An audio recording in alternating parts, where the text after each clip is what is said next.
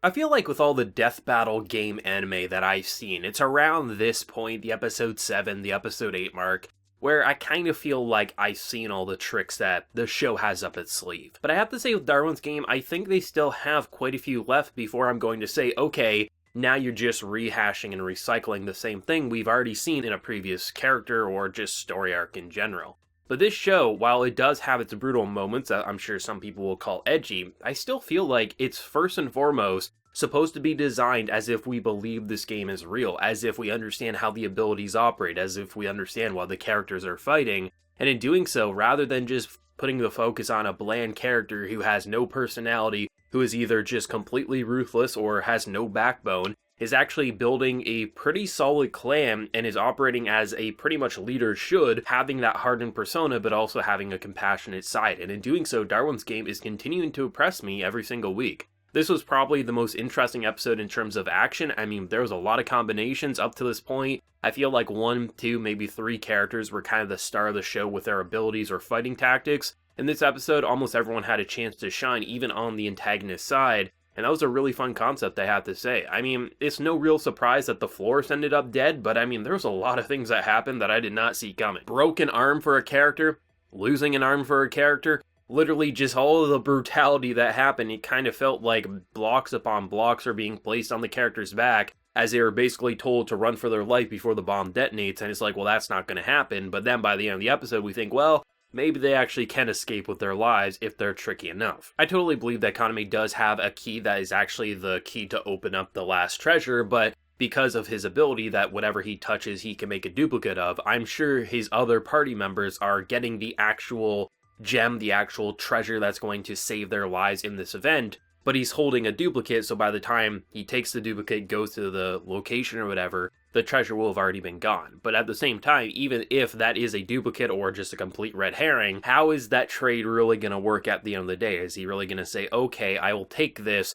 and then just be on my merry way? This is a group of basically soldiers who get off on killing, and I doubt they'll do anything to basically risk their lives or risk the potential of losing their kills. So there's definitely a lot of uncertainty about the end of the episode, but I like how rather than Kaname just being that very cliche character who I thought he was still going to be, even though I've seen him for now 7 weeks, I mean, entering into this episode, I still always feel like there's the potential for him to do something that's very generic and cliche. And what I love is how rather than him just saying, okay, he's my friend, I'm going to give up everything because I want to make sure he's safe, he is obviously trying to save his life, but he's not doing things in a dumb way or anything like that. Like, he literally is lying under his breath, as his partners can clearly recognize, but of course the enemy is just thinking this is a dumb kid. I love how rather than just saying, okay, what we're going to show you is just all these characters, all they're good for is how they're going to die or how they're going to kill. I still feel like with every battle that we're seeing, it does feel like a person fighting for their life, and the person who's laughing or being basically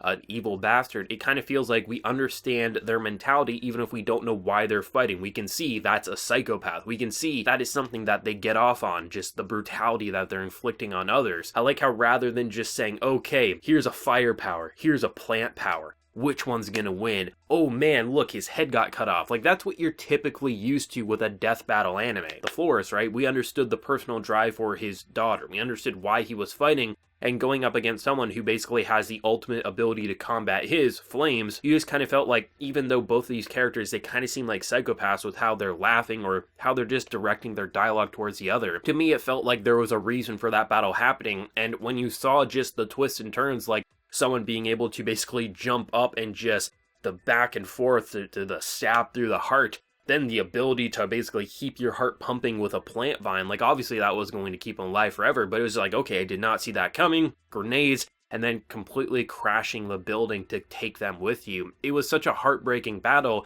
while also being arguably the most exhilarating part that we've seen in terms of an action piece in Darwin's game to date. Even though it definitely ended where a lot of people were predicting, I mean, it didn't seem like he was going to stick around forever. It was nice to see that there was multiple points throughout this episode, a very short fight of him fighting for his life, taking 2 of the most powerful characters in this guy's squad out with him. It was nice to see that his sacrifice wasn't for nothing, even though we understand that he was abandoning his daughter at the end of the day. Had he just abandoned his rings, he might have been able to see his daughter, but if his daughter needs a lot of money to survive, I mean, what other choice did he have, right? But the fact that they actually allowed him to have, like, a reason for going out while also taking out some of the most powerful forces in this squad. It definitely made his sacrifice seem worth it while also understanding why he was willing to risk his life to such a degree, all for a little bit of money. And I mean, there was some brutality that was completely shocking. I mean, when we saw our girl basically like, okay, she got caught, but I mean, she's a little anime girl, right? They're not gonna, and I was like, oh, okay. They're actually breaking her arm. And rather than going in like the torture porn route, and if you don't know what I'm saying here, you can see a lot of anime that have blood, gore, even sex. There is a lot of torture to it, and it's directed as if it's basically being pulled from hentai. As if it's just trying to be torture porn for a fetish. But when she was screaming or in pain, agony, things like that, it didn't feel like they were just doing it to say, ooh, look how edgy we are, or ooh, look at how much pain she's in. It was supposed to say, like, this is a real situation. Even though it's called Darwin's game, this is real life, and if you really are tasked with killing the other, it shouldn't be like a Call of Duty deathmatch where you just, oh, you headshot, you respawn. No, it should actually feel real pain and consequences, and they did a great job at that. I mean, I'm not totally surprised that Kaname and the gang kind of came in and saved the day, but I was surprised by how much combination they did apply, especially since this is kind of like their first rodeo where they're all kind of working together, seeing the girl basically use the sprinkler system and then switching to her brother to basically freeze it. At first, I thought they were going to do like an ice shards of death,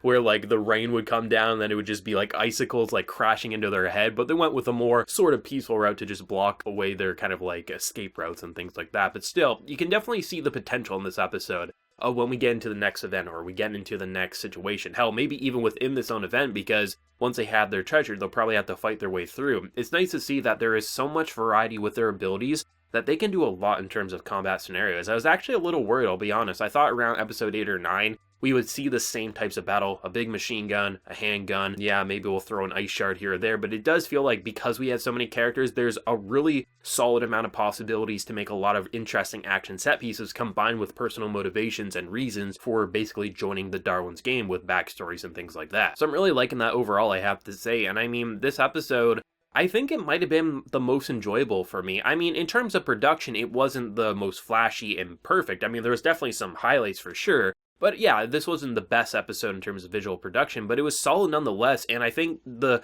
way they explored these characters, their psyches, and just the overall action, I thought it just felt like the most satisfying episode to me. And I think for an episode that pretty much feels like probably the second to last episode for this event before we basically return home or return back from this event and can actually go about your day-to-day life as you kind of look over your shoulder waiting for someone to challenge you to a duel. I kind of felt like it wanted to show that there's a lot of crazy things that we have yet to see, and in doing so, I think they did a remarkable job at keeping the excitement for Darwin's game up. I mean, there's always going to be some people who will call shows like these just like dumb fun, or it's edgy fun, or they'll just completely love it. For me, it's just been a solid show across the board. I feel like rather than me just focusing in on something and feeling like it's trying to be edgy or it's just stupid with no logic, I kind of feel like it hit that middle ground where, yeah, there's definitely brutal moments, and yeah, there definitely is some dumb fun to it, but I mean, at the end of the day, I understand the characters. I understand why they're fighting, and the way they're exploring abilities doesn't feel like an asshole. Like, sure, we have a girl who can basically analyze the path of things, and yeah, she analyzed her own mind to basically solve this code.